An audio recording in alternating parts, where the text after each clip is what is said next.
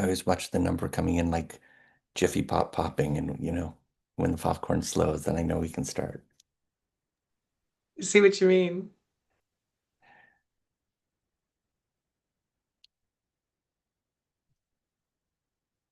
All right. Uh, Welcome again, everybody. For those who have not been here before, I'm Dr. Jeff Katzman. I'm the Director of Education at Silver Hill Hospital and the director of our program that we call the Silver Hill Academy for Research and Education, otherwise known as SHARE. We are absolutely delighted to have you join us today and really privileged to welcome Dr. Fiona Barwick, who will be presenting on the topic of sleep medicine. Little bit of housekeeping to start. Our next grand rounds will take place on Wednesday, March 25th, with Doctors Carleen McMillan and Owen Scott Muir, who will be presenting on the topic of what every psychiatric clinician should know about transcranial magnetic stimulation, otherwise known as TMS. For a list of all of our Silver Hill and Share events, please visit our site at silverhillhospital.org/calendar. Your questions are really integral to our Grand Rounds program, and we will moderate a Q&A discussion with the presenter at the end of this lecture. It's a great opportunity to put forward questions and comments, which you can submit at any time during the lecture by using the Q&A link. Please do not use the raise hand function. If you would like CME or CEU credits today, please complete the evaluation survey that will pop up in your browser at the end of the webinar. A link to the survey will also be mailed to everyone tomorrow and will contain a link to the recording and slide presentation. The survey will remain open until the end of the day on Friday, and certificates will be emailed within the week. Please note that while doctors may receive partial credits based on the length of your participation, all other attendees must participate for the full 90 minutes in order to receive credits and certificates. Any questions about this, please contact us at shhevents@silverhillhospital.org. Finally, disclosures. No planners of this activity have indicated a relevant financial relationship with an ACCME defined commercial interest, and our presenter will also show a slide with her disclosures. It is now really my great pleasure and honor to introduce today's guest speaker, Dr. Fiona Barwick. And thank you, Dr. Barwick, for accepting our invitation to join us today.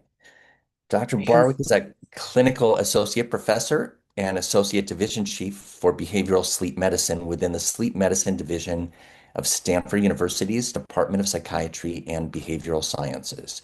She and her team provide brief, evidence-based, non-drug treatments for insomnia, circadian rhythm disorders, and nightmares, as well as behavioral therapies to support medical treatment and obstructive sleep apnea and restless leg syndrome. Dr. Barwick is also the director of the Sleep and Circadian Health Postdoctoral Fellowship Program and oversees didactics and training for postdoctoral fellows at the Sleep Medicine Center. Her research interests focus on implementation, adaptation, and collaboration for improving sleep in individuals with sleep problems comorbid with chronic and complex medical and psychiatric conditions. And as we were talking about this before we began, we said, who doesn't either have a sleep issue or know someone with a sleep issue? So really, this is information that I think is so important for all of us, for the people in our lives, or in our families, and the patients that we take care of. And Dr. Barwick, thank you so much for being here with us today and for teaching us. It's my pleasure to be here. Thank you so much for the invitation to speak, Mhm. Dr. Katzman, about one of my favorite topics, sleep. I'm going to be talking today about sleep health as an integral part of mental health. I'm going to go ahead and share my slides. I'm going to pop off until I'll be back when we have All questions. right, that's great. Thanks for the introduction. Mhm. Okay, so yes, I will be talking today about sleep health as an integral part of mental health. I have no relevant disclosures to make. The learning objectives here today, I certainly hope as a result of participating today, you are able to discuss the bidirectional relationship between the most common sleep and psychiatric disorders, including shared pathophysiology. Um, I'm hoping you'll be able to evaluate the models of sleep health, sleep-wake biology, and developmental factors that I present to you, so you can identify possible points of intervention for improving sleep and psychiatric symptomatology. And finally, I'm hoping I'll be able to help you identify strategies to target aspects in one or more of these models So you can improve not only sleep, but daytime energy and self-efficacy, which can lead to better management of psychiatric symptoms and increased ability to engage in treatment. This model of sleep health was first proposed by Dr. Daniel Bicey at University of Pittsburgh in 2014. This model put forward 6 dimensions of sleep health: sleep duration, so how long we sleep timing, when we sleep regularity, the consistency of our sleep efficiency, the amount of time we spend awake versus asleep at night, sleep satisfaction, how restored we feel by our sleep, and daytime alertness, how productive and alert we feel and able to accomplish what we want to accomplish during the day. I'm going to return to this model in a moment, but I want to first focus on this relationship between common sleep disorders and common psychiatric disorders. So what are some of the most common sleep disorders? Arguably the most common sleep disorder is insomnia, problems falling or staying asleep. Insomnia disorder occurs in about 10 to 15% of the US population, but if you ask about insomnia symptoms, we're talking about a third of the population or more who are going to report insomnia symptoms. Hypersomnia, I say here excessive daytime sleepiness, it's really excessive daytime sleepiness in the context of prolonged sleep at night. So despite getting 9, 10, 11 hours of sleep at night, people still feel sleepy during the day. Prevalence rate is lower, about 2 to 6% of the population. Nightmares are vivid and distressing dreams that often lead to awakenings with perfect recall of distressing content. This affects maybe 4 to 10% of the population. Circadian rhythm disorders reflect a misalignment between sleep-wake timing and the desired or required time for social, occupational, educational obligations. I have a 3% prevalence rate here. This is debatable. It really depends on the circadian disorder. We see a lot of folks with delayed sleep phase disorder, in part because we're a morning culture, and quite frankly, we discriminate against evening types. And so the prevalence rate would probably be higher for delayed sleep phase types in our culture. Advanced sleep phase, this extreme morning chronotype where people sleep schedule a lot earlier than others, that is more rare. So it really depends on the circadian rhythm disorder, but let's just go for 3%. Obstructive sleep apnea, these repeated breathing interruptions in sleep accompanied by a drop in oxygen saturation or a cortical arousal, an awakening. This occurs in about 33% of the population, a little less common in women, a little more common in men. And finally, restless leg syndrome, this restless, twitchy, uncomfortable sensations in the legs that happens in the evening and is accompanied by this urge to move. And that affects maybe 7 to 10% of the population. When I looked at the various psychiatric disorders that I wanted to discuss in this talk today, I decided to focus on 5: major depressive disorder, bipolar disorder, post-traumatic stress disorder, generalized anxiety disorder, and schizophrenia. I focused on these because even though there is some evidence that sleep problems occur in other disorders as well, like obsessive compulsive disorder or eating disorders, the information, the research out there is much more limited. There was not much I could say about it. Sleep problems are highly prevalent in substance use disorders, but the problem with substance use is you have no idea what someone's sleep looks like when they're actively using substances. And so we just can't even talk about that before we actually address the substance use. And sleep disorders are also highly prevalent in neurodevelopmental disorders like ADHD, autism spectrum disorders, but we're talking about a different age group, often children. We're talking about different mechanisms of action, so that's a different talk. So I just chose to focus on the 5 that I listed. And I have to say, when I was looking at the numbers, the prevalence rates of these common sleep disorders in these 5 psychiatric disorders, I was frankly shocked. I do want to make it clear. I mean, it was clear. I knew this before, but looking at the numbers makes it especially clear. Sleep-wake disruption and circadian dysregulation are core symptoms in most psychiatric disorders. They can precede the onset of a psychiatric disorder, can exacerbate symptoms during a psychiatric episode, can persist even after remission of symptoms, can increase risk of relapse, and both sleep problems and mental health issues are affected, as you all know, by sociodemographic factors. Things like age, sex, race, ethnicity, education level, income bracket, relationship status. I'm not going to spend a lot of time going into the nuances of this, but I at least wanted to make that clear. So let me share some of the numbers with you. Let's look at major depression first. In major depression, 85% of people with MDD will report insomnia symptoms. This is even higher when you're looking at suicidality. That is astonishing. Hypersomnia is also very common, about 50% of people, especially in atypical or seasonal depression. Circadian dysregulation occurs in 20 to 30%. Nightmares in 20%, and rates of 70% in those who are suicidal. Obstructive sleep apnea, prevalence rate is about the same as the general population, but restless leg syndrome is a lot higher, 30 to 40% compared to 7 to 10%. This almost certainly reflects the fact that antidepressant medications can cause or exacerbate restless leg syndrome. Bipolar disorder, insomnia also very common, 65%, especially, not surprisingly, during a hypomanic or manic episode. Hypersomnia, also very common, especially in depressive episodes, although the prevalence rates vary widely, 25 to 75%. Circadian dysregulation, some people consider it a core feature in bipolar disorder. Up to half of people with bipolar disorder will show some form of circadian dysregulation, which we'll talk about in more detail in a moment. Nightmares, also common, 25% of people with bipolar disorder. Obstructive sleep apnea, up to 50% of people with bipolar disorder. This is probably also in part related to medication use because some of the medications used in bipolar disorder can cause weight gain, and weight gain is one of the most significant risk factors for sleep apnea. And restless leg syndrome prevalence rate is about the same as for the general population. If we move on to post-traumatic stress disorder, insomnia, yes, very common in folks with post-traumatic stress disorder. 65% of them will report insomnia, but nightmares are the key symptom in post-traumatic stress disorder. I have a prevalence rate of 70% here, but honestly, some of the rates I read in other studies were higher, as high as 90%. Obstructive sleep apnea can also be very common. You can see, again, a range of prevalence rates, 45 to 75%. It's higher in certain populations like military or veteran populations. It's higher if you look at milder forms of sleep apnea, include that versus just moderate or severe. And restless leg syndrome, this is a little inconsistent, but the prevalence rate here is 15 to 25%. I would take that with a grain of salt. With generalized anxiety disorder, you can see that the literature, the research is dropping because I only have 3 of the common sleep disorders listed here. But look at the rates of insomnia. 90% of people with GAD are going to report insomnia symptoms. This is a core feature of GAD. And of course, you all know this. I mean, you're seeing people all the time who are reporting these sleep problems.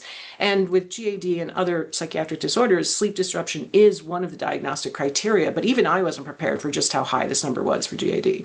Nightmares in 30%, restless leg disorder, 15 to 50%. Now, again, we're looking at much higher prevalence rates than in the general population. And again, I think this is in part due to the fact that some of the medications used to treat GAD can also cause restless legs. And finally, with schizophrenia, the prevalence rate varies depending on the stage of schizophrenia, if someone's in an active or acute stage. Overall, it's about 30%, but higher in the acute stages. Hypersomnia, I couldn't find an exact prevalence rate, but I saw many references to the fact that rates are elevated.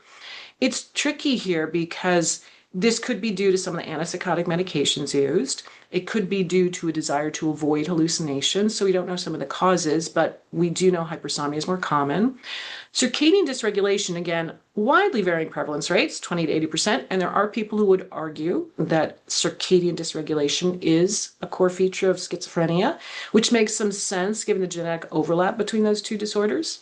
Nightmares are very common, almost as high as in PTSD. 55% of people with schizophrenia will report nightmares. The prevalence rate of obstructive sleep apnea, 15%, almost certainly an underestimate.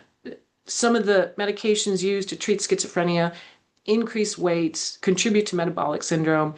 These are both risk factors for sleep apnea. One of the articles I looked at said estimated more than 75% of high-risk individuals with schizophrenia are not diagnosed with sleep apnea. So we can definitely say the 15% prevalence rate is not right. And restless leg syndrome, again, a little higher, 15 to 20%. Folks with schizophrenia report restless leg syndrome. This may, again, not be surprising because both of these reflect an underlying dopaminergic dysfunction. With schizophrenia, often dopamine levels are higher, restless legs are lower, but there's some dysregulation going on in the system, so it may not be surprising that there's this increased prevalence. So I think it's fair to say sleep is a transdiagnostic symptom and should be assessed in all psychiatric disorders. Now, of course, that's a little hard to do.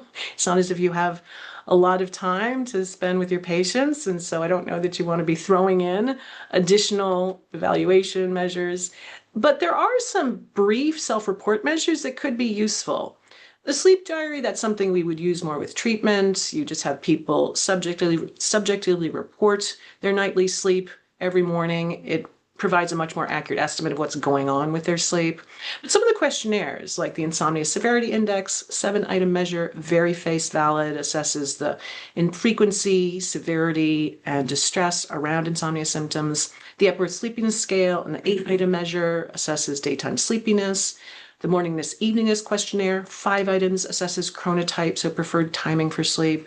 Stop Bang questionnaire for sleep apnea is good at identifying sleep apnea or risk for sleep apnea. Particularly in men, it is not as good at identifying it in women who are often underdiagnosed, not as good at identifying it in certain racial ethnic subgroups like Chinese or other Asians. International Restless Leg Scale obviously identifies, it's a 9-item measure, identifies RLS type symptoms. And the Pittsburgh Sleep Quality Index identifies a little of all of the above. It's 19 items, so it's a little longer than the others, but it could be useful because it gets at all of these. The objective measures will typically be used by a sleep specialist. So actigraphy, if you're looking at circadian rhythm disorders, this is a validated clinical wearable that assesses the major circadian rhythms, the most prominent one being our wake-sleep cycle, also rest-activity rhythms. Polysomnogram, an in-lab sleep test where multiple channels of information, EEG, EMG, respiratory effort, other things can help to identify sleep apnea, REM sleep behavior disorder, some other sleep disorders. Home sleep apnea test is used to identify sleep apnea. It is not quite as sensitive as an in-lab, so it underreports or under-identifies mild sleep apnea. But still very useful, very commonly used nowadays, especially post-pandemic. And the melatonin onset and offset testing, frankly, should be a standard part of any circadian assessment. Unfortunately, not widely used, hard to get, not covered by insurance. A little frustrating about that, but that is something we try to use on a standard basis. Not surprisingly, the relationship between sleep and psychiatric disorders is bidirectional. So sleep problems can, as I mentioned before, precipitate psychiatric disorders, perpetuate and worsen symptoms, increase risk for relapse. Psychiatric disorders, in turn, can disrupt sleep-wake patterns and, frankly, all aspects of healthy sleep, all those 6 dimensions we talked about: sleep duration, sleep timing, sleep regularity, sleep efficiency, sleep satisfaction, daytime alertness. All of these can be disrupted. And there's a lot of shared physiological pathways between sleep and psychiatric disorders that might account for some of this bidirectional relationship. These pathways include monoaminergic system dysregulation, sleep architecture changes, circadian dysregulation, hypothalamic pituitary adrenal axis activation, and neural network changes. The monoaminergic system dysregulation, it's really amazing when you look at sleep-wake circuitry in the brain, and then you look at the circuitry that's affected in psychiatric disorders, it's almost a perfect overlap. So here I have a sagittal view of the brain. The sleep-promoting circuitry is in blue. So we basically have one major inhibitory neurotransmitter, GABA, that is the major player in the sleep-promoting circuitry. It's identified in blue, so you can see it. It's produced in the ventrolateral preoptic area, the parafacial zone. So GABA levels in all the psychiatric disorders that I've mentioned it's decreased, they're lower. So what does this mean? If your inhibitory neurotransmitter that promotes sleep, the levels are lower, that means you're going to have more trouble sleeping. You're going to spend more time awake. You're going to have insomnia. So that's one possible pathway. Then if we look at the wake-promoting areas in red, I always think it's interesting that it seems to take a lot more work to keep us awake than to keep us asleep, because we have multiple neurotransmitters that are part of the wake-promoting circuitry. So glutamate, excitatory neurotransmitter, highest levels are seen in the hippocampus, the medial prefrontal cortex. Glutamate is dysregulated across these different psychiatric conditions.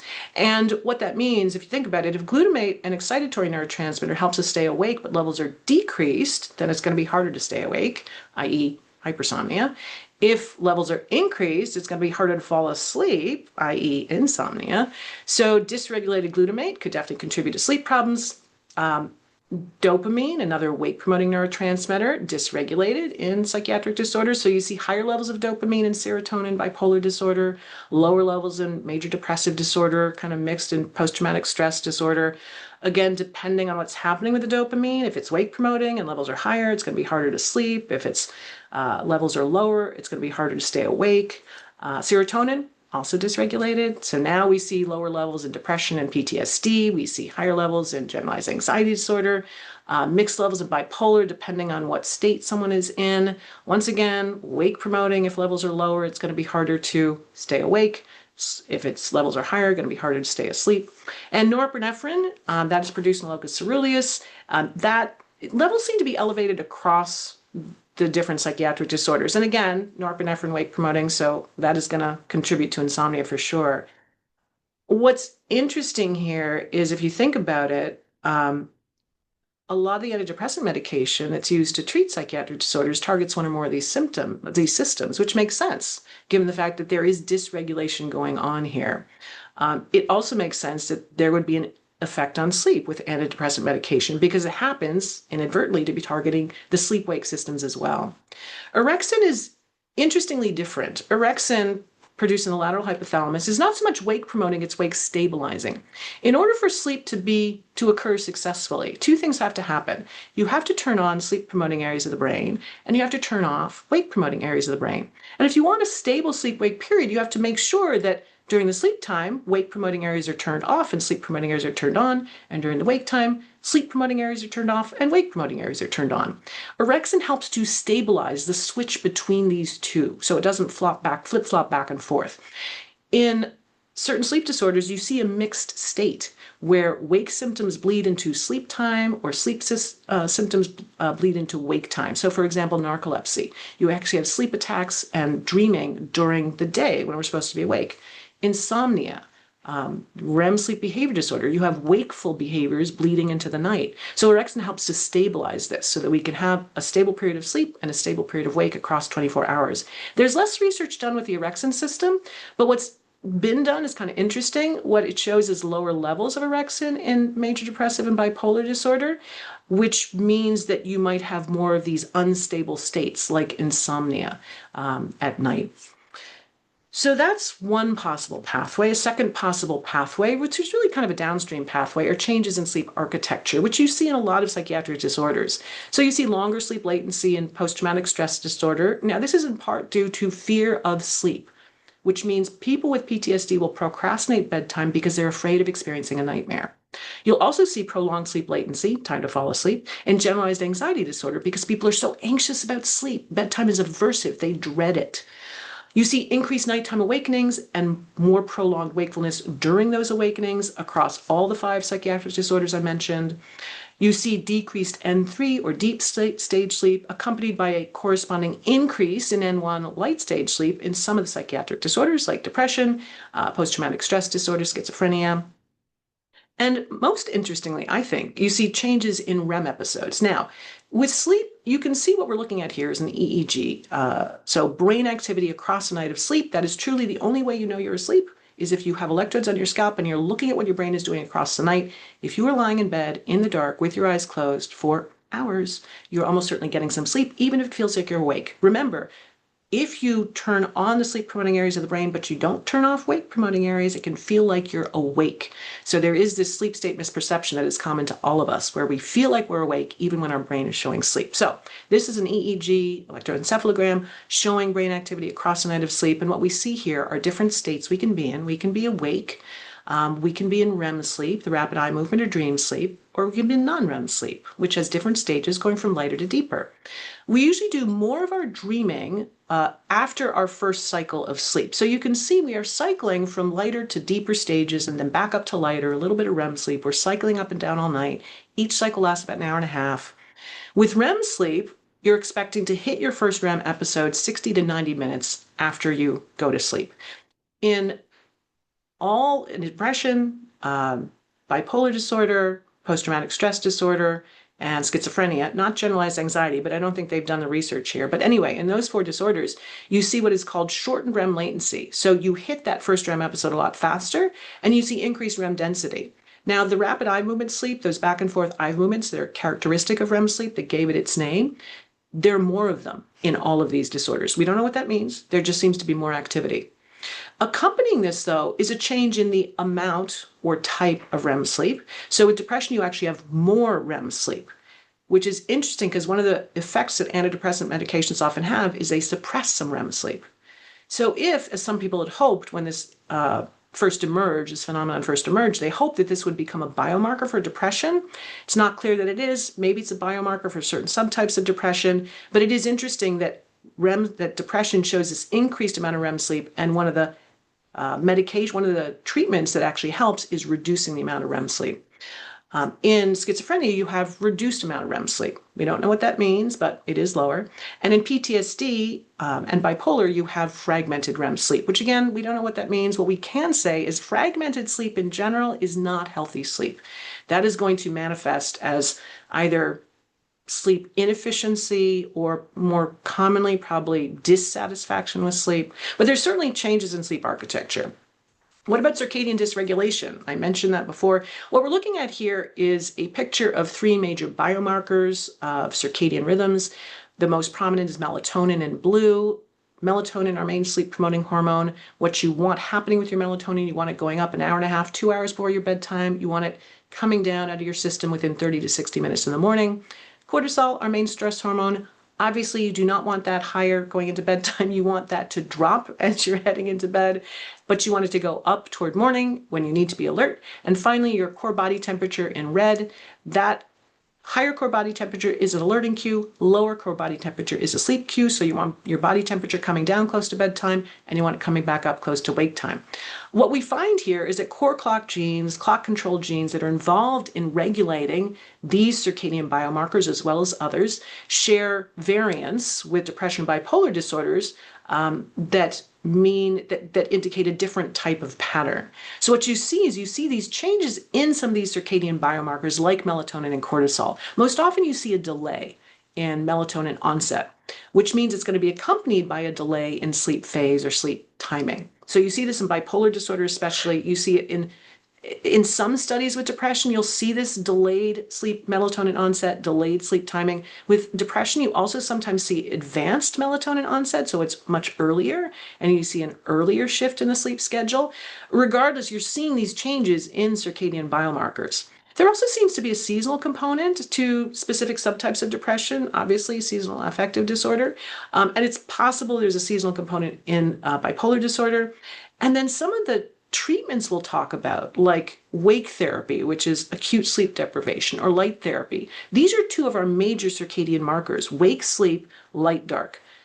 These treatments can actually have antidepressant effects. I want to make it clear that circadian regulation in itself is complicated by our modern lifestyle and behavioral choices. We're pretty much the only animal on the planet that will voluntarily deprive itself of sleep in order to do all these other fun things.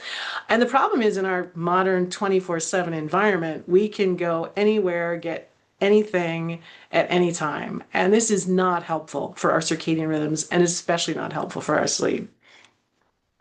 With sleep and circadian disorders, you also see this HPA axis hyperactivation. So there are two characteristics here. There's increased sympathetic autonomic activity across 24 hours, along with increased low-grade systemic inflammation. With the increased sympathetic activity, I think it's really interesting because it makes sense to me that you would have increased sympathetic activity as measured by lower heart rate variability, higher cortisol levels at night. It makes sense you'd have this with insomnia when people are awake at night. Makes sense you'd have this with nightmares when people are woken up by distressing dreams. Makes sense you'd have this with sleep apnea where you're having difficulty breathing at night, which is not good for your heart or your brain. Makes sense if you have these restless leg symptoms, which can often carry over into the night. But this higher sympathetic activity is not confined just to the night. It carries over into the day for these sleep disorders, which is why pretty much every sleep disorder can be characterized as a 24-hour disorder of hyperarousal. And we'll talk about why that is so important when it comes to treatment. You see the same thing with this low-grade systemic inflammation. Well, actually, I should mention, you also see increased cortisol levels across psychiatric disorders. So you see this in major depression, especially with severe forms of depression. You see it in bipolar disorder, especially in active manic or depressive phases. You see it with generalized anxiety disorder, particularly in the morning, but carrying throughout the day. Same thing with schizophrenia. So sleep, psychiatric disorders, all characterized by this increased sympathetic activity across the 24 hours. And then they all also are characterized by this chronic systemic inflammation.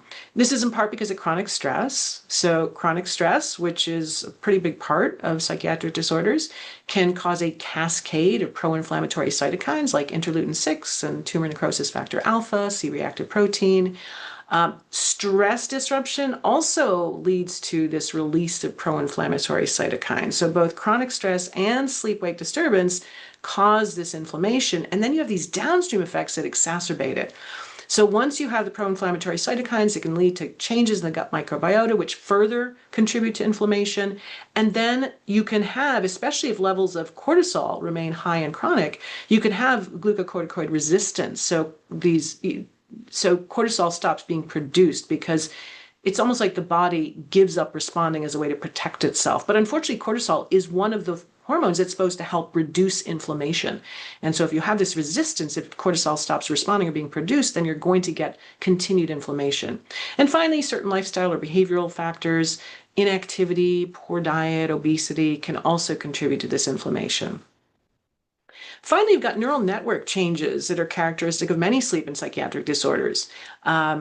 So with both sleep and psychiatric disorders, you have this increased reactivity to negative stimuli by the amygdala that is accompanied at the same time by decreased activity, hypoactivity in the prefrontal cortex, which means prefrontal cortex has our executive functioning, which controls where we place our attention, how we regulate our emotions, how we make our decisions. So think about it. You've got this increased reactivity to negative stimuli in the emotional part of the brain, the limbic system. Normally, the frontal system is going to help regulate that, but now you've got less activity in the frontal system, so it can't regulate emotions as well. It can't shift attention away from the negative stimuli as well, and it can't make decisions as well except by focusing on these negative stimuli. So you can see some of the negative consequences that could ensue because of this decreased functional connectivity in corticolimbic systems. You also have impaired hippocampal functioning. So that includes poor memory consolidation, weaker fear extinction learning. Why is this important? Well, there are two components to consolidating what we learn during the day so we can remember it in a useful way. The first is reinforcing the helpful stuff that we learned. And the second is extinguishing the unhelpful stuff we learned. So if in sleep and psychiatric disorders, this functioning, this dual functioning is impaired, what you're going to get is you're going to get failure to reinforce the helpful stuff and failure to extinguish the unhelpful stuff. And so you're going to probably have things like what you see with this increased activity in default mode network, where you get increased rumination, decreased positive affect, greater threat bias, because we're not learning and remembering in a way that is helpful for our brain. I think this is especially interesting when you think about depression and this increased REM sleep. With the antidepressant effects of suppressing REM sleep, because if during REM sleep is very important for consolidating what we learn and remember. If during REM sleep, what is being consolidated is not helpful and the unhelpful stuff is not being extinguished, so it's actually the reverse. What's being consolidated is unhelpful, what's being extinguished is helpful. That might account for some of the rumination and reduced positive affect, greater threat bias, and depression. So if we reduce the amount of REM sleep, we might prevent that whole process, which may be accounting for some of the antidepressant effects. So this, on the one hand, this bidirectional relationship really doesn't do someone who's struggling with sleep and psychiatric symptoms or disorders a favor, because they just seem to exacerbate each other. It's a vicious downward spiral. On the other hand, we could leverage this bidirectional relationship by treating the sleep problems so common with psychiatric disorders, and that might help improve not just sleep, but psychiatric symptoms. And we can see this with some of the research looking at evidence-based treatments for example, insomnia, cognitive behavioral therapy for insomnia, or imagery rehearsal for nightmares. Those are two strongly evidence-based treatments. The wake therapy is clearly effective, but not sustainable, nonetheless interesting to talk about. Light therapy, a very evidence-based treatment for unipolar, bipolar, and seasonal depression. Dark therapy, again, interesting conceptually, little research out there. What's out there is provocative. Social rhythm therapy is a therapy specifically for bipolar disorder, developed based on the theory that one of the core features of bipolar disorder is circadian dysregulation. Not an enormous amount of research. It was done pretty early, but still very interesting to look at. And finally, melatonin therapy. There are theoretical or conceptual reasons to believe that it might be helpful and some evidence to support that. So let's talk talk about what that might look, what some of these effects look like. So we'll start first with CBTI for psychiatric disorders. So this is a first-line treatment for chronic insomnia, very robust evidence-based, 6 decades of research. It is the frontline recommendation for every major medical and health organization worldwide. So the benefits for treating insomnia are incontrovertible. With insomnia, you actually see moderate to large effect sizes in reducing insomnia symptoms for people who have comorbid psychiatric disorders, and the improvements are sustained at follow-up. So look at some of these effect sizes. Major depressive disorder, 0.8, bipolar disorder, 1.4. Generalized anxiety is the lowest, 0.6, but then post-traumatic stress disorder, high, 1.5 effect size, schizophrenia, 1.1. So these are good effects. You can definitely improve insomnia using CBTI, even in people with these comorbid psychiatric conditions. But then it also has moderate effect sizes in reducing psychiatric symptoms. If someone has psychiatric disorder and comorbid insomnia, and again, improvement sustained at follow-up, we're looking at basically 0.4, 0.5 effect size for major depression, bipolar disorder, generalized anxiety disorder. Post-traumatic stress disorder has the most significant effect size, 1.3. This may be because CBTI by itself can not only help insomnia, but can also help to improve nightmares. Not always. Often you do have to target the nightmares specifically, but it certainly can improve both, which is probably why you're seeing the largest effect size here.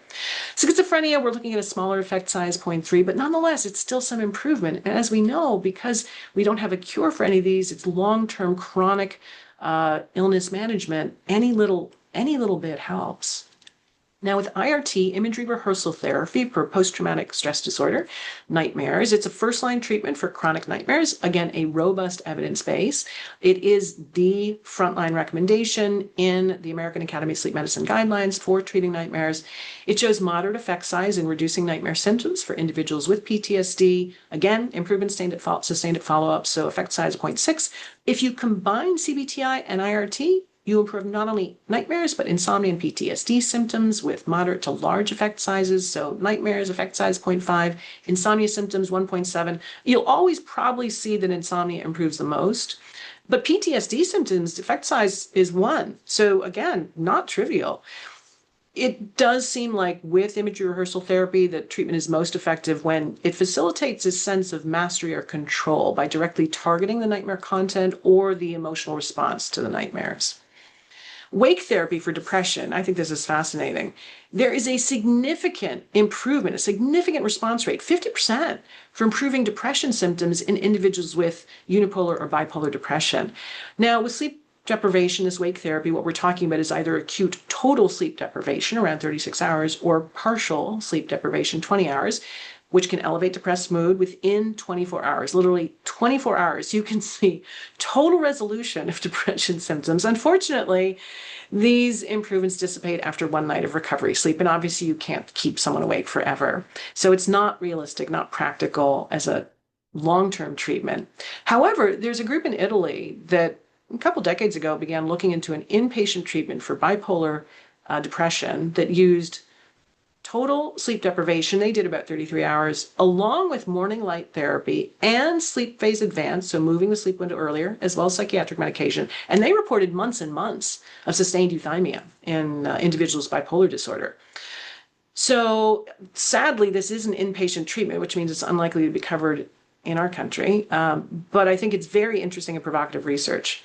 What's also interesting to me is the benefits of partial. So it does look like partial sleep deprivation is as effective as total, but it's only as effective if you deprive people of sleep in the second part of the night, which, not so coincidentally, is when most of the REM sleep occurs. So again, we're seeing a kind of theme here where in depression, whether unipolar or bipolar, you seem to have this increased REM sleep. Antidepressant medication suppresses some REM sleep. Partial sleep deprivation of REM sleep specifically has antidepressant effects. So there's something about REM sleep that's going on here. We don't understand what. Light therapy for depression, like I said, a strong evidence-based treatment.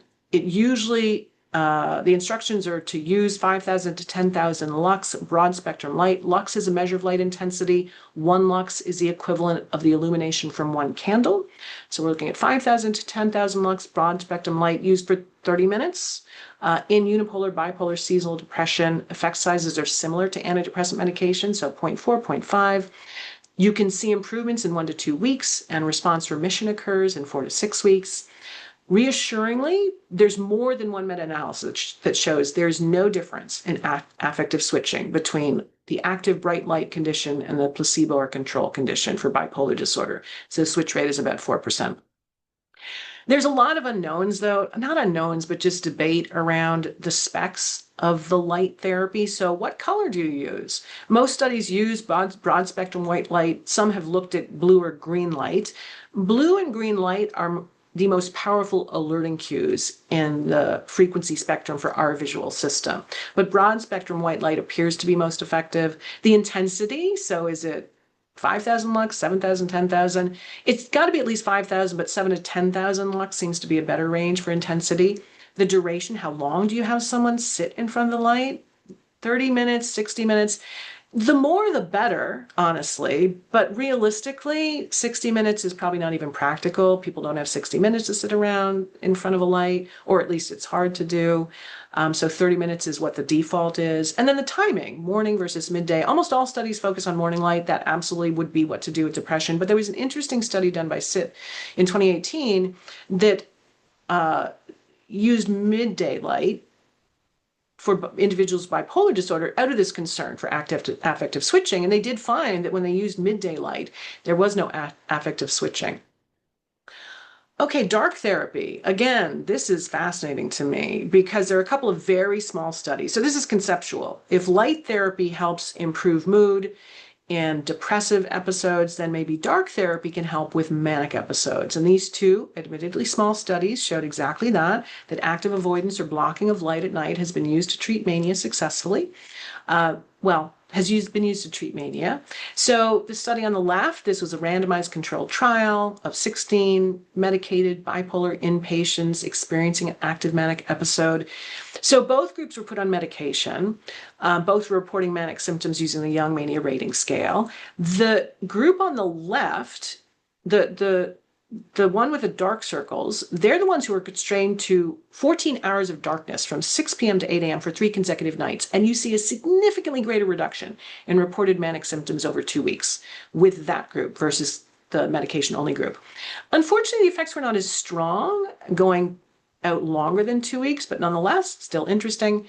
That study was done in 2005. And then the one on the right, done in 2016 by Henriksen and colleagues, they actually basically took the protocol from the 2005 study, but applied blue light blocking glasses. So not full dark therapy, because realistically, that's going to be very hard to enforce unless you're inpatient. They took blue light blocking glasses. So they had 12 medicated bipolar inpatients experiencing an active manic episode, and they were assigned to wear blue light blocking glasses from 6 p.m. to 8 a.m. for 3 nights.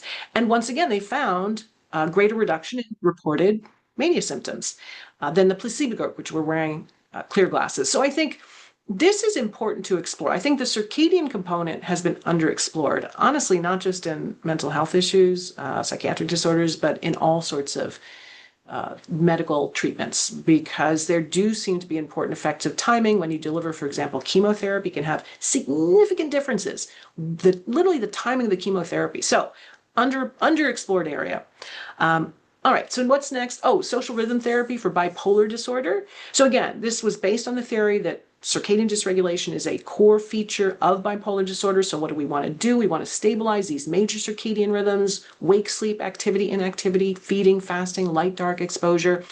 And the research that was done, it was done a while ago, but nonetheless, there were moderate effect sizes in regulating social rhythms, improving social functioning in bipolar disorder using this social rhythm metric that they developed. Improvements were sustained for up to 2 years. So modest effect sizes, 0.4, 0.5, but nonetheless, as we talked about, with chronic psychiatric illness, any little bit helps. And the treatment can include, at least one of the studies included an interpersonal component that focuses on improving relational communication. This is a very hard treatment to deliver, very intensive, time-consuming, maybe not practical, but again, I think conceptually very interesting. And there are probably things that can be done. I didn't include it here, but it was a really great 2015 study done by Allison Harvey at Berkeley. And they developed a modified CBTI, the cognitive behavioral therapy for insomnia protocol, for bipolar patients. They found that it reduced the relapse to active mania, but they found the most helpful intervention was simply stabilizing sleep-wake timing. creating a regular sleep-wake schedule. So that always stuck with me. And I think that's one of the things you can do with your patients. If you simply get them on a more regular schedule, that seems to have a beneficial effect apart from anything else. Finally, melatonin therapy. Melatonin, as I said, our hormone of darkness, helps prepare us for sleep.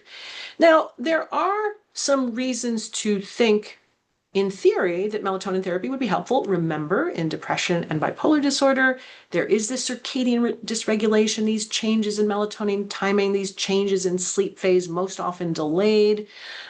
Melatonin, serotonin is also the precursor to melatonin. So you need stores of serotonin to create melatonin. So if your stores of serotonin are depleted, melatonin levels may be lower. So there are some reasons to consider this would be useful.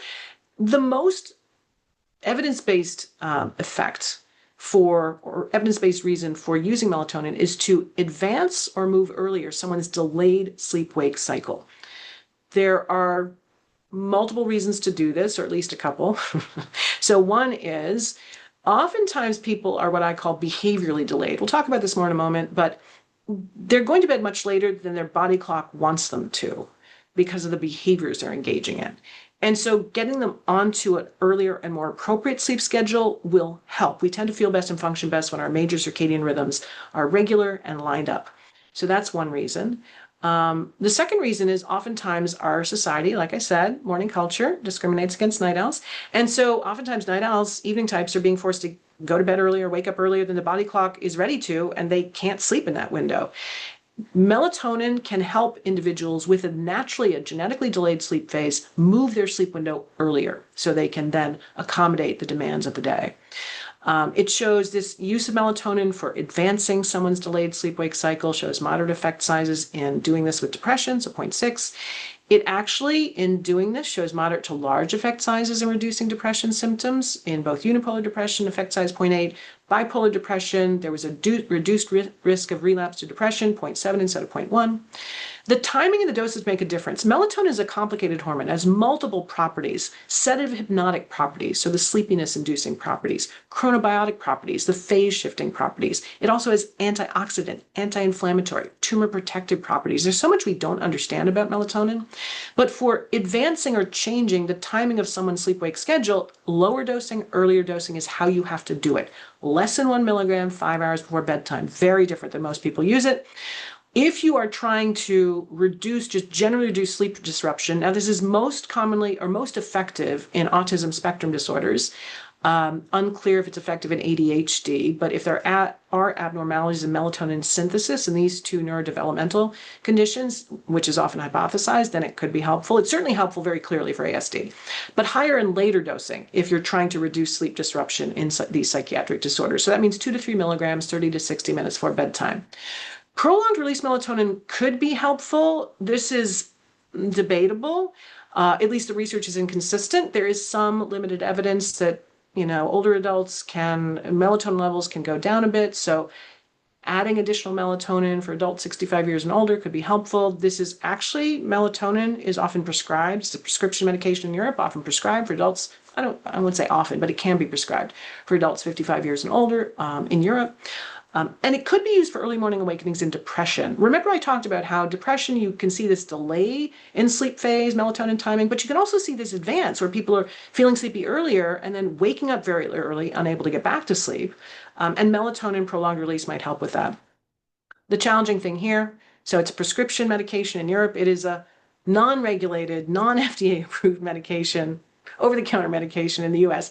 And you can pretty much guarantee that whatever melatonin product you pull off the shelf is not going to have in the pill what is on the label. They've done studies on this. Literally, there's a 2016 study that did that. They pulled every melatonin product in the pharmacy off the shelf, and literally every product they examined, what was on the label was not in the pill, and the amount of melatonin in the pill ranged from 87% less to 400% more. So you want to make sure if you are going to use melatonin, use the right dose, the right timing, and you get something that is certified. The only way to guarantee quality is to have an independent third-party test quality, purity, strength, and there are some, and then affix the seal of approval to it. So you have some of these. NSF International is one, US Pharmacopoeia, USP, that's another seal of approval, a guarantee that the product has been tested and found consistent.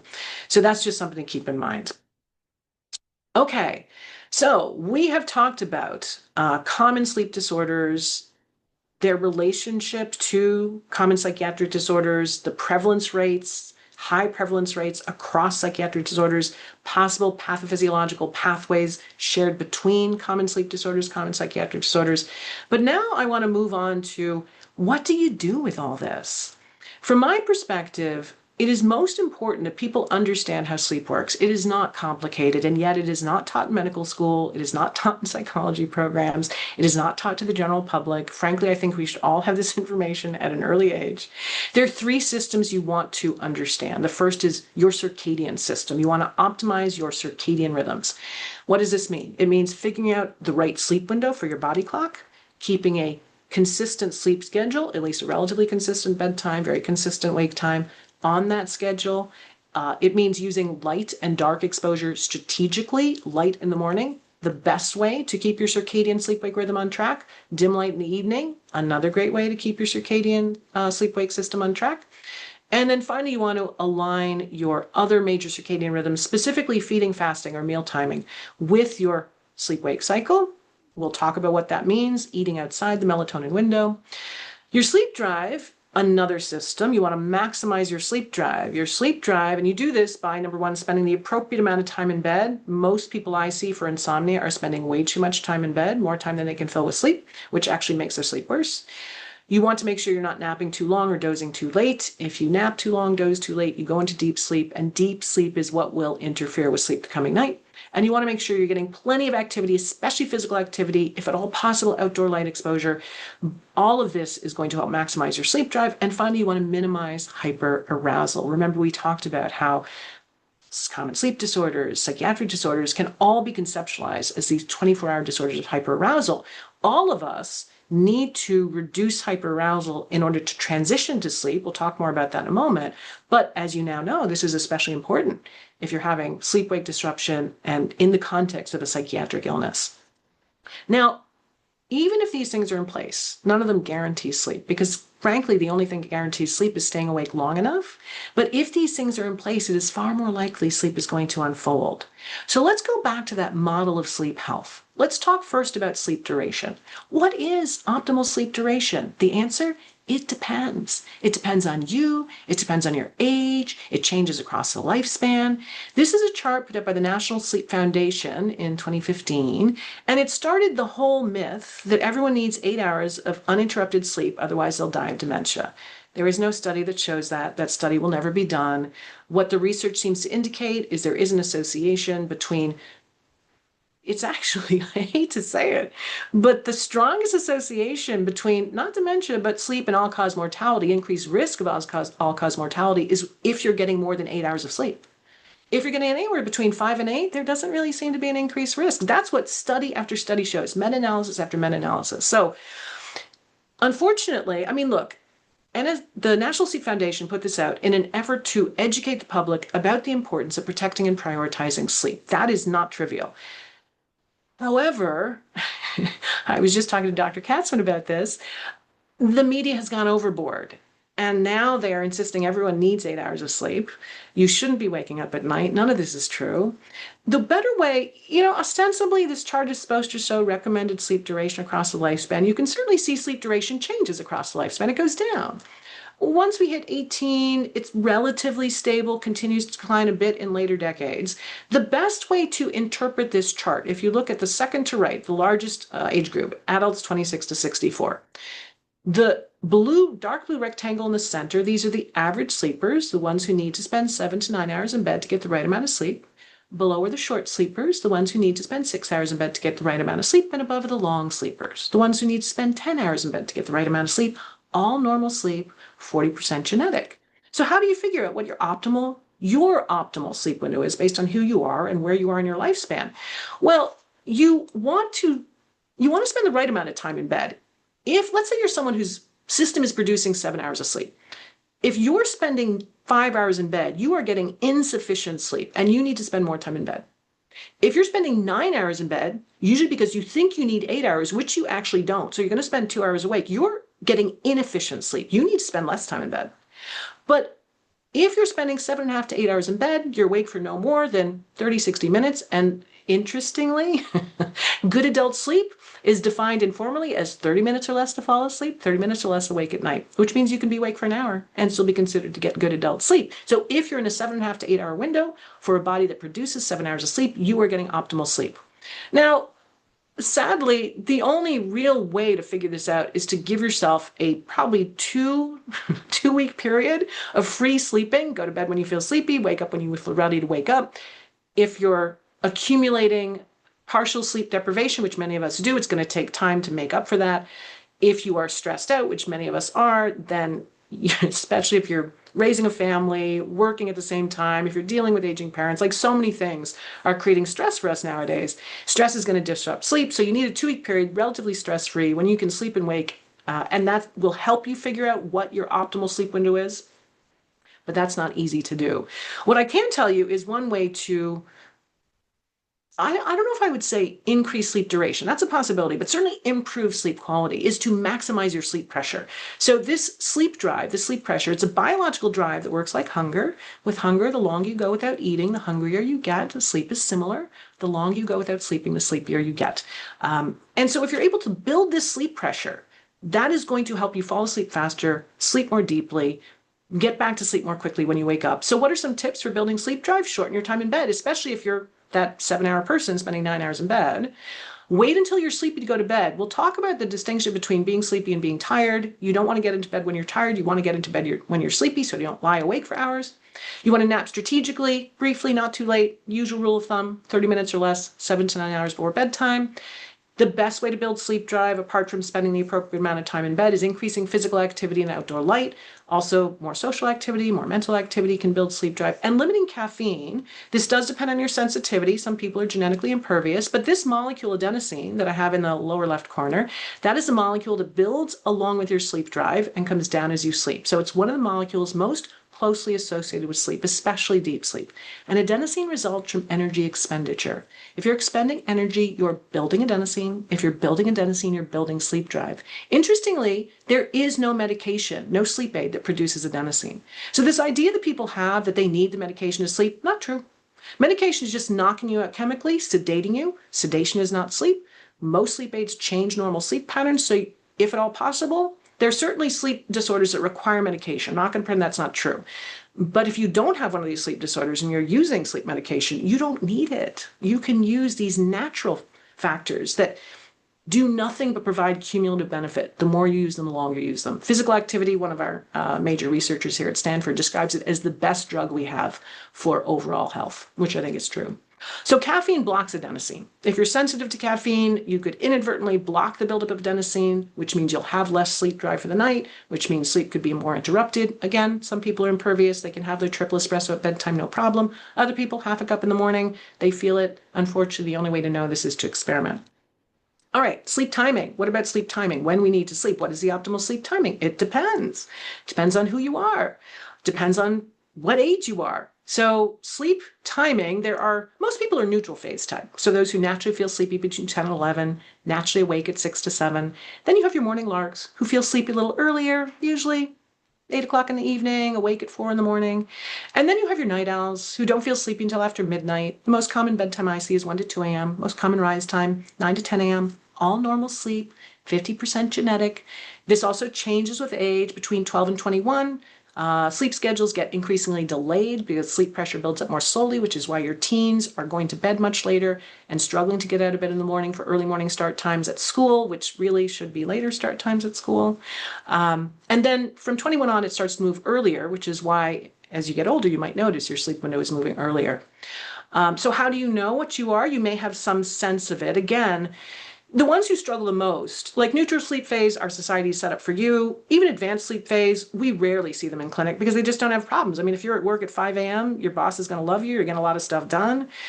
It's the night owls who, again, struggle because we expect everyone to be awake and alert at 6 or 7 in the morning, which is profoundly unfair to someone whose natural body clock wants them to be awake at 9 a.m.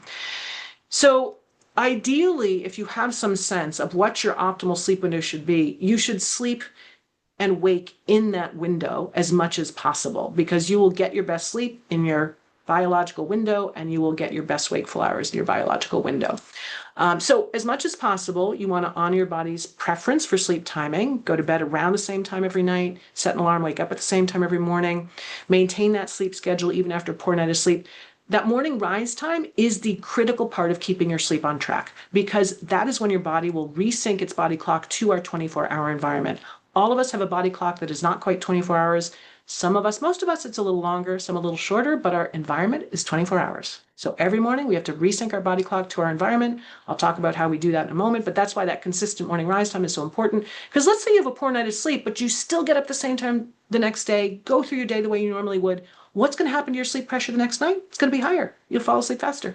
That is how your sleep stays on track. The sleep system is self-correcting when you let it self-correct. People get in trouble when they try to correct it by sleeping in later, by napping longer. That is going to throw everything off, and so sleep won't be better the next night.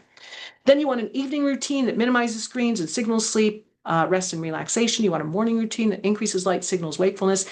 These are two of the critical components of regulating your circadian rhythm, supporting the timing for your sleep-wake cycle, how you start and end the day. In the morning, remember that the circadian biomarkers that I showed you, in the morning, you want your melatonin going down and your cortisol and body temperature going up. And the best way to make sure all that happens is bright light, movement, and food. 5 minutes of outdoor light, 10 minutes of outdoor light, that's all you need. Light through a window?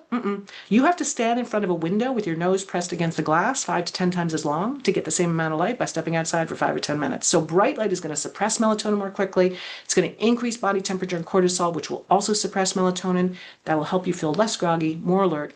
Food does the same thing by increasing body temperature. So bright light, movement, and food. That is the way to start your morning. Lingering in bed, we'll talk about that in a moment, is just going to make it worse, that morning grogginess. And then in the evening, exactly the opposite. Early dinner, relaxing activities, no screens. You want your melatonin going up. So the exact opposite of what happens in the morning. You want melatonin going up and cortisol and body temperature coming down. And if you're on your screens, none of that is happening.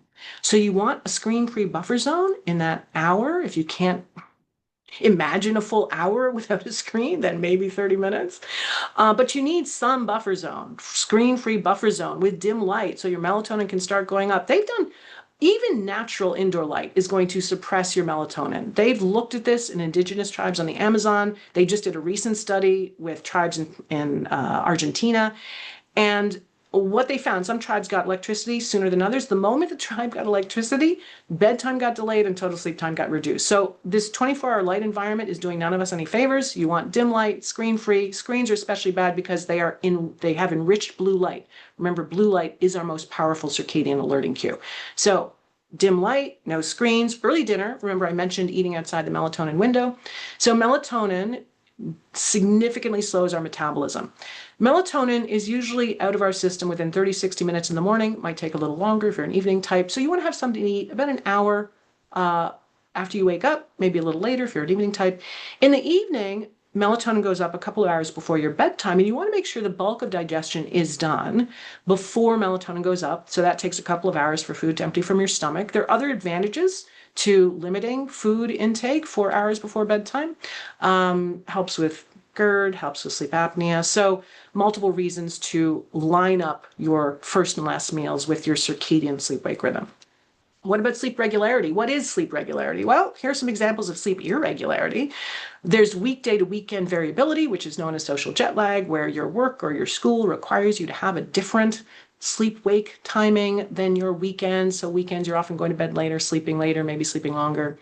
Then there's night-to-night variability. Now, every night is not going to look the same, but you don't want it to be too variable. You know that you've got a good circadian sleep-wake rhythm when you're starting to feel sleepy around roughly the same time every night, starting to feel awake around roughly the same time every morning. And then you've got in this last, the rightmost picture, this variability plus sleep loss, where someone is having variable nights and then nights where they don't sleep at all.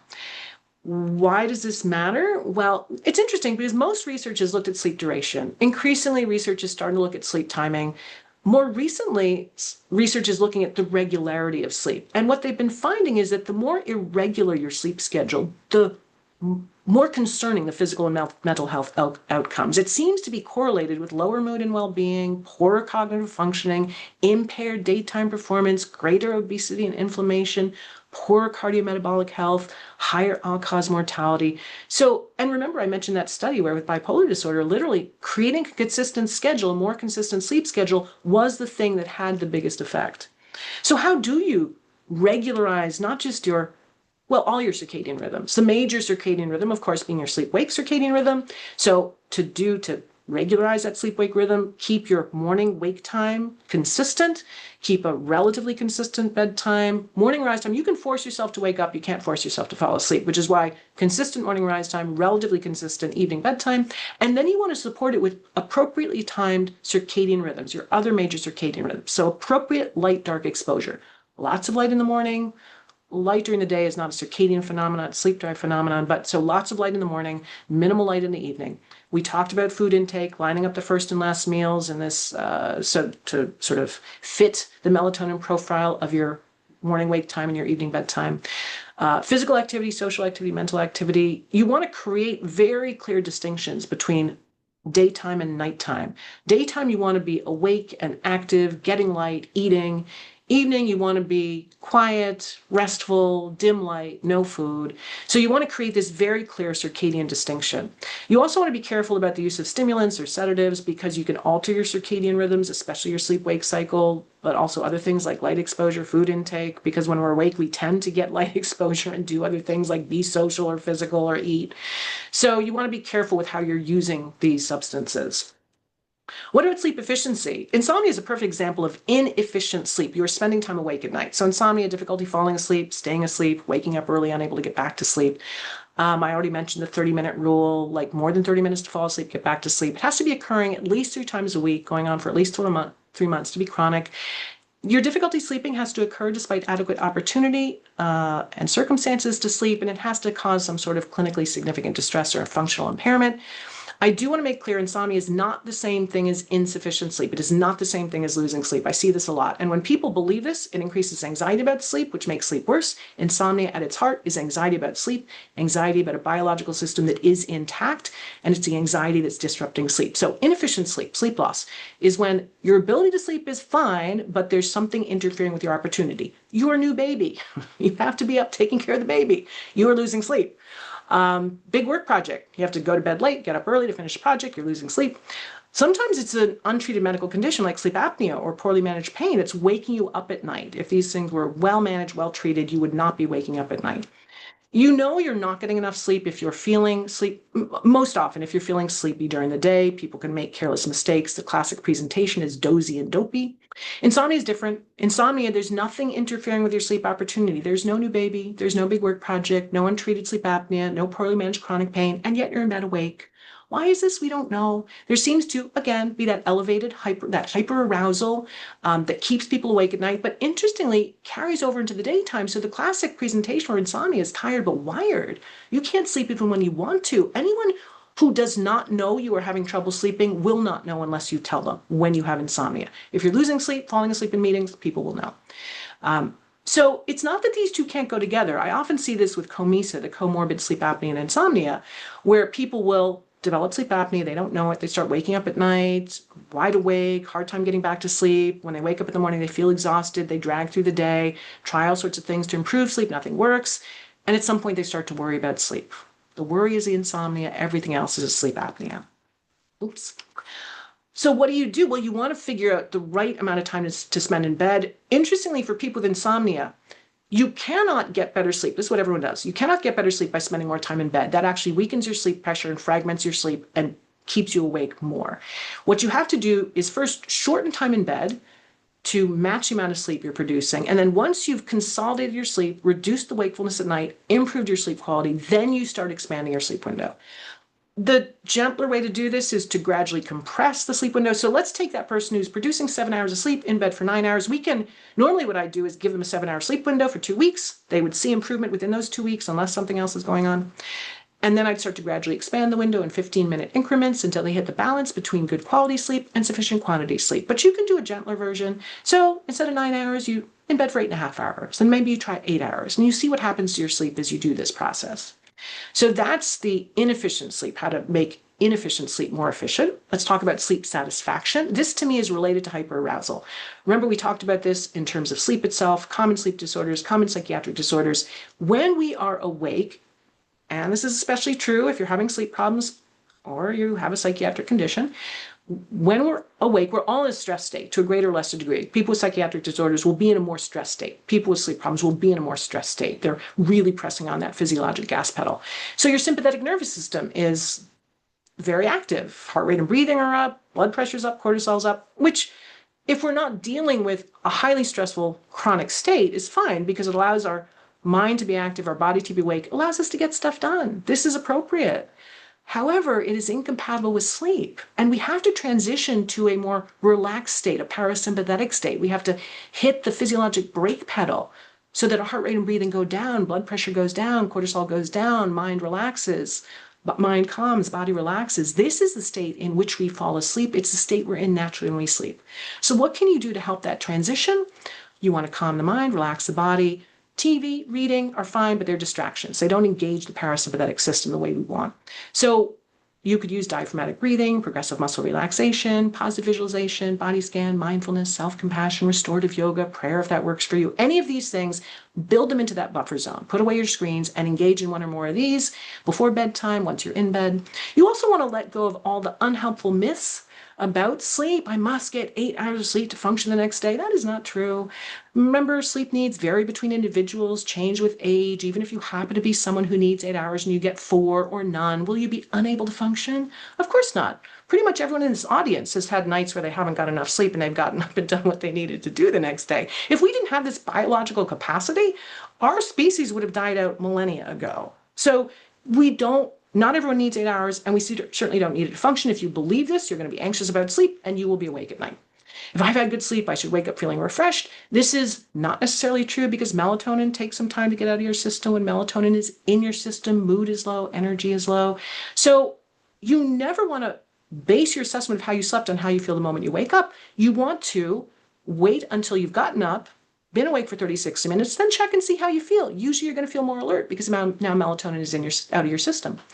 If people believe that they didn't get good sleep, they often think the day is going to be bad, and that becomes a self-fulfilling prophecy, so not helpful. I wake up a couple times each night, fall back to sleep pretty quickly, but it can't be good for my sleep. Not true. This is normal sleep. On average, normal sleeping adults, wake up 10 to 12 times a night. This is an evolutionarily adaptive survival pattern. Sleep is dangerous. It is dangerous to be unaware of your environment for hours at a time. And so we probably follow this pattern to wake up briefly, scan our environment. If we were safe, fall back asleep quickly. If not, get up quickly, deal with the threat. So what wakes us up is not what keeps us up. What keeps us up are things we choose to do when we wake up, like worry. That's going to keep you awake. But this, waking up a couple times, falling back to sleep quickly, normal sleep. If I spend more time in bed, I will get more sleep, feel better the next day. You know, if you have inefficient sleep, that is not true. Sometimes spending less time in bed gets you better sleep and helps you feel better the next day. I need to try harder to sleep or to make up for lost sleep. No. Trying harder to sleep gets you more activated, keeps you awake longer. My sleep system is broken, cannot be fixed. That is not true. I always tell people, if your sleep system were truly broken, if we're not producing sleep, you would die in 2 to 3 weeks. So that is not true. I didn't get enough sleep last night, so I'm too tired to do anything today.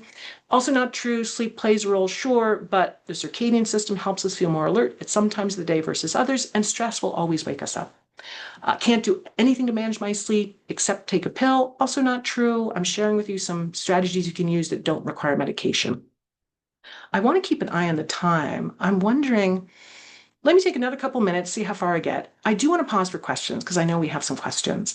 The final thing with hyperarousal, you want to make sure your bed is a strong, clear cue for sleep. We can train ourselves like a dog or a rat. We are animals. If you take the puppy home, you take out the leash, it means nothing to the puppy. But if Every time you take out the leash, you go for a walk. Puppy learns leash means walk, gets excited when it sees the leash. If every time you're in bed, you're sleeping, your brain learns bed means sleep. It literally helps you feel sleepy when you get into bed. But if you're in bed, reading, watching TV, eating, your bed is associated with all these rewarding activities. So your brain's like, hey, what's it going to be tonight? So to keep your bed associated with sleep, go to bed when you're sleepy, not when you're tired, not to do something exciting. So keep all wakeful activities outside of the bed, especially all rewarding wakeful activities. Get up at the same time every day. Don't linger in bed waiting for the grogginess to pass. That's just melatonin. That grogginess is gonna linger if you linger in bed. Get out of bed at night. They say 20 minutes here. I say if you are feeling anxious or frustrated, because that whole state, that negative state, gets associated with the bed unconsciously, and your bed becomes a cue for anxious activated alertness. And finally, use the bed and bedroom only for sleep and sex. That will help reinforce this association between bed and sleep. Daytime alertness. To me, this is all about something else is going along. If someone is something else is going on. If someone is sleepy during the day, there's something else happening. Sleepiness is not the same thing as fatigue. Sleepiness, the propensity to fall asleep, usually because sleep pressure is high enough so it could put you to sleep, sometimes sedating medication, sometimes cold or flu. It's different than fatigue. Fatigue, that feeling of depletion, exhaustion, mental or physical. There's so many reasons having nothing to do with sleep that cause fatigue. Here are a few of them. The healthiest person in this audience will have two. Most people will have 4 to 6 or more.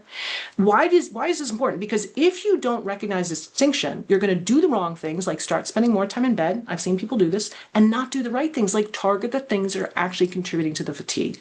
It's also important to recognize that daytime sleepiness and fatigue are very common with these sleep disorders we've talked about, with multiple medical conditions, and with the psychiatric conditions we've discussed. And so again, you want to make sure you're targeting the things that are contributing to the daytime sleepiness or fatigue. There's only a couple of other points I want to share with you. Number one, sleep hygiene. Behavioral sleep medicine, that is my area of expertise. Sleep hygiene is part of behavioral sleep medicine, but not the most powerful part. Sleep hygiene, those things like keep your bedroom dark, cool, and quiet. Don't eat or exercise close to bedtime. Don't have caffeine or alcohol close to bedtime. If you have good sleep, then your good sleep hygiene will support that good sleep. If you have good sleep, but you start engaging in poor sleep hygiene, it will disrupt your good sleep. But if you have poor sleep, all the good sleep hygiene in the world is not going to make a difference. That is where some of the things I've been sharing with you, the sleep and circadian education, reassociating your bed with sleep, limiting your time in bed, learning how to relax in a parasympathetic way, learning how to reframe unhelpful thinking around sleep. These are the more powerful strategies. Finally, sleep is not a performance, except when you're awake. The wearables have done some people a disservice in terms of sleep. They get over-focused on sleep. They bring their perfectionism to sleep. Sleep, when it's working, is a totally passive, effortless process. You don't need to do anything. You go through your morning, you go through your day, you go through your evening. At some point, you put your head on the pillow. At some point, sleep unfolds. That's what it should look like. The more you over-focus on it, the more anxious you are about it, the harder you try to sleep, the more you're going to be awake. Here's a short list of all the strategies I've talked about, and here are the references. I went a little overboard, and now I am more than happy to answer questions. Thank you so much for your attention.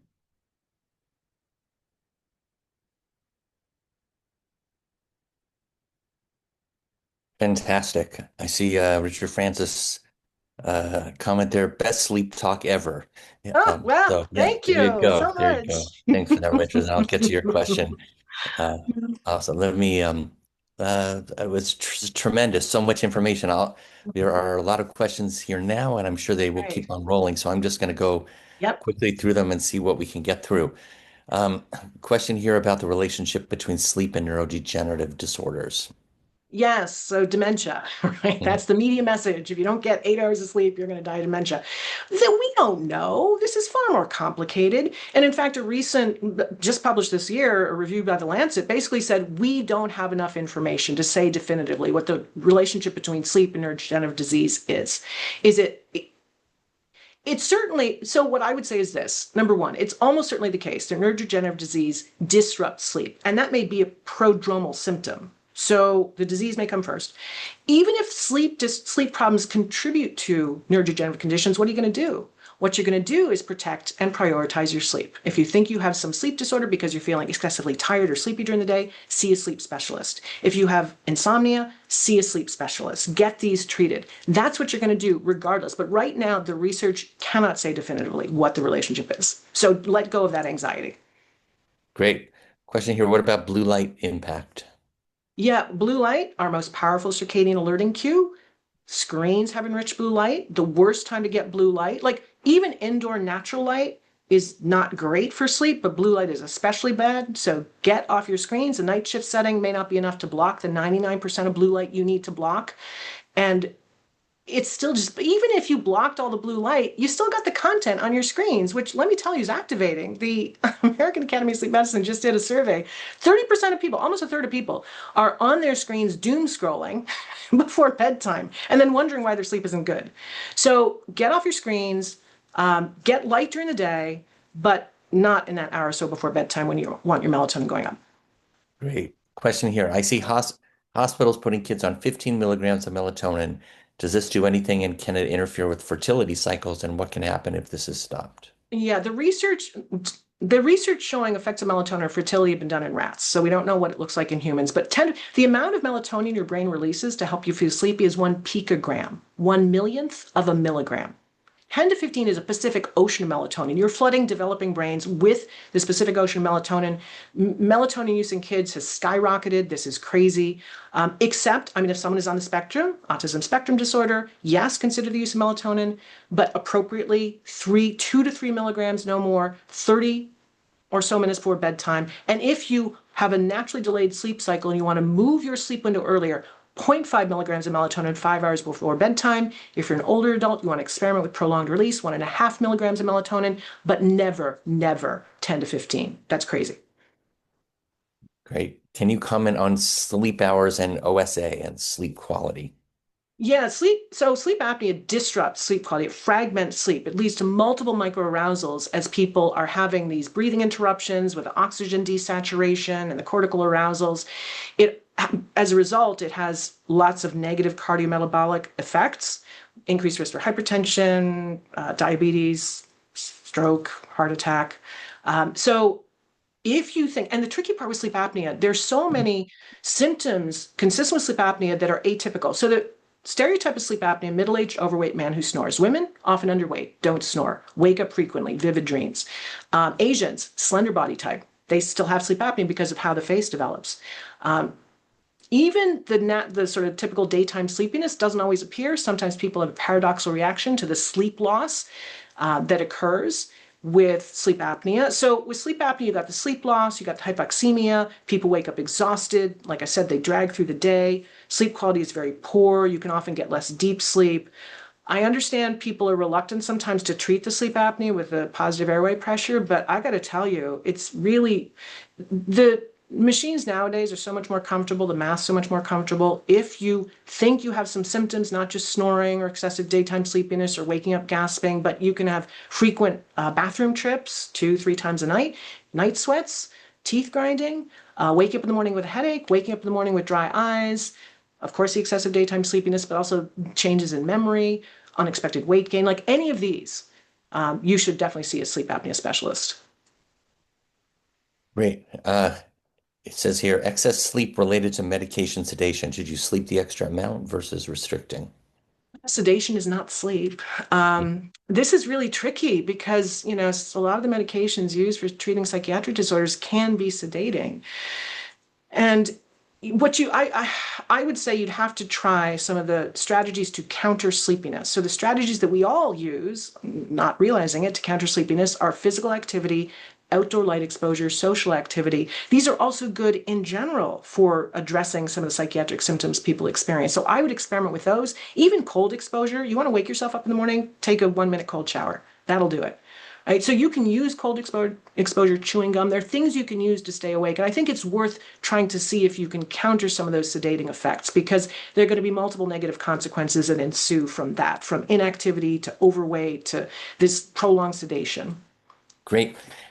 Question here, how does menopause affect sleep quality and what evidence-based strategies can help women build healthier sleep during this stage of life? Yeah, menopause, perimenopause, menopause really disrupts sleep for many, many women. It's one of the most prominent symptoms. And the sad news is there are multiple ways it disrupts sleep. So you just have insomnia, just being awake at night.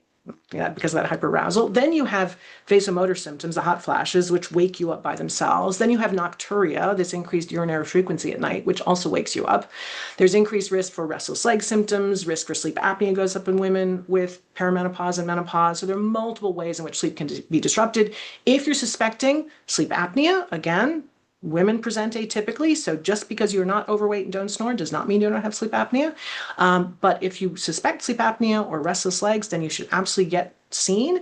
With insomnia, the things to do are some of the strategies I've shared with you. Figure out the right amount of time in bed. You might want to shorten the time you're spending in bed. Your body may no longer be producing the same amount of sleep it did, 5 years ago, 10 years ago. So you want to shorten your time in bed to increase the sleep pressure, increase the quality of your sleep. Definitely counter that hyperarousal by starting to do some of the research based, like CBTI, very effective for sleep disruption in menopause. Yoga, moderate intensity exercise, acupuncture have also interestingly been shown to be helpful. If you need to, like hormone replacement therapy, there was that big study done more than 20 years ago that basically said no woman should be on hormone replacement, menopause hormone therapy. That's no longer true. Work with an OBGYN who understands and respects that. There's a new medication just put out, Veosa, that can help with sleep, with hot flashes, that does not target estrogen for women who can't use menopausal hormone therapy. So there are multiple things that can be done for sure to help with sleep in perimenopause and menopause.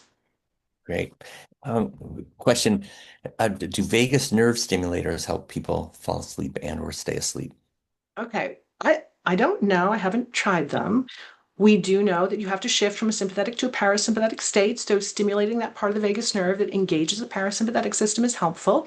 From my perspective, why pay for it when you can engage the parasympathetic system with diaphragmatic breathing or some of these other free strategies that are always available, don't require money or a device. So sure, try it. I just don't see the point when I can do it more easily and freely by myself. Mhm. Got it. Got it.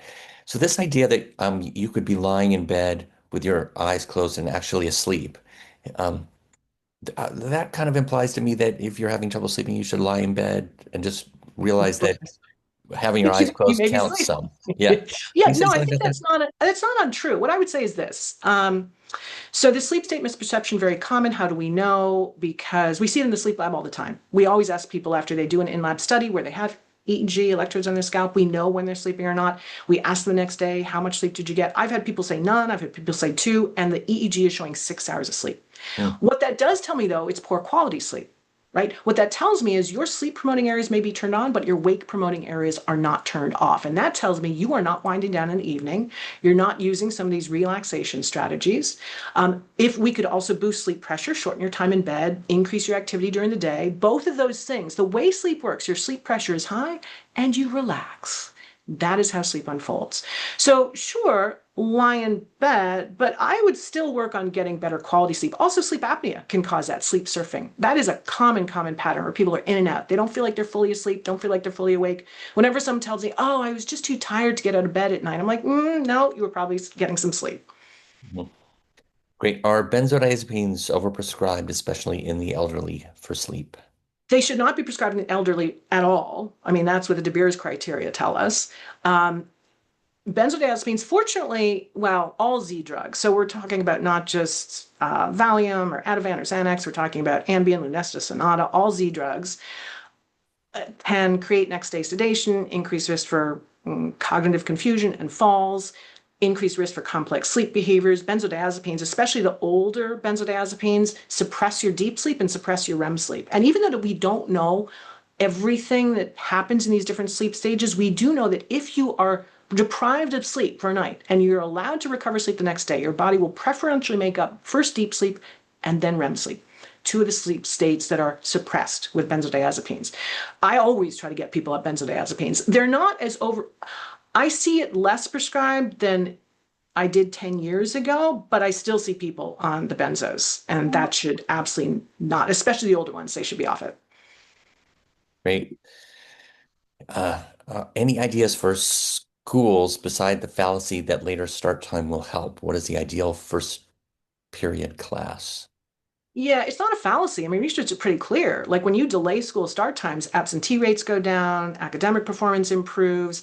It's not that teens get a hugely increased amount of sleep, but they do seem to perform better, in part because they're not required to be up earlier than they're still going to be getting up earlier than the body clock wants them to, probably, at least probably a majority of teens. Um, Ideally, I mean, in the 60s, 70s, school start times were 9 o'clock. Mhm. Why don't we go back there? I know that's a huge, huge undertaking. Like it's, parents dropping kids off and needing to get childcare and all this other stuff. So, but there are definitely districts that do it, and they do see improvement on a number of metrics in the school, in the kids' performance. Great. Here's a question for you. I fall asleep easily, but wake up at 3 to 4 a.m. and then can't fall asleep for an hour or so. What can I do? I'm pretty stressed and can't help my mind from thinking all the time. You can help your mind from thinking. So this is okay. So this is what you do. First of all, not uncommon to wake up about 3 or 4 hours after you first go to sleep on average. Remember, adults waking up 10 to 12 times a night doesn't necessarily mean anything. You're not going to remember most of them. If you remember 0, 1, 2 awakenings, all normal sleep. But usually we wake up as we transition from deeper sleep to lighter sleep. So not uncommon to wake up, you know, at some point during the night. Your emotional the sleepy brain is different than the wakeful brain. The sleepy brain, the limbic system, the emotional brain is more active, and the executive system, the frontal lobes, the problem solving, the decision making is not, it's offline.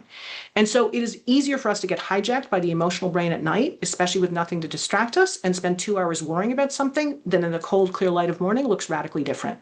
You have a choice about what you choose to focus on when you wake up at night. If you choose to focus on the worries, that sure, they're going to appear front and center because your emotional brain is going to be like, hey, why don't we spend 2 hours worrying about this? You can choose to agree with that. Or you can choose to distract yourself in a more relaxing way by listening to a guided meditation. Or you could choose to get up and read for 30 minutes to keep yourself distracted in an enjoyable way, keep your bed associated with sleep, build a bit more sleep drive. So when you do go back to sleep, it's easier to fall back asleep. So, no, Last I definitely think there are things you can do. that reading, I had always been told, I think you said too, read a boring, something not Yes. too stimulating. But a Yes. couple of years ago, I heard Yes, it was something different different. than that. Yeah. Yeah, a couple years ago, you heard get up, sit in the dark in a chair until you feel sleepy. Okay, No, I heard or what? read whatever you want, that it doesn't need to be a boring You have to understand the principle of this, right? When we wake up at night, if we're feeling frustrated, that hyperarousal, hyperactivation is in play. We need to let that come down. Now, hyperarousal could be fear or it could be excitement. If you're mm, reading a page turner and you're excited to keep going, that is not going to help you get back in touch with those sleep cues. great. With that, there are many more questions that keep coming in. Thank you, everybody, for being here, for being part of our learning community, and for these great questions. And Dr. Barwick, brilliant presentation. So many comments acknowledging that. So thank you. I know you took time kind of putting this all together. So I really, really, really appreciate it and getting to know you. And thank you for being part of our teaching community. I really appreciate it. I truly appreciate the invitation. I always love talking about this. I think people don't have the information they need, so it's always a privilege to be able to provide it. And I'm glad that it seems like it was helpful for some of you. So thanks everyone for the attention and And invitation. everybody, be aware that you will receive a link, and that will link you to the survey for continuing education. And always as a reminder, we've been together learning, and now we're going to be sent off into our own environments to this next hour, of which we're already 2 hours into it. I mean, 2 minutes into it. So great to see you, Dr. Varro. Thank you so Thank much. And you. thanks everyone for Thank being here.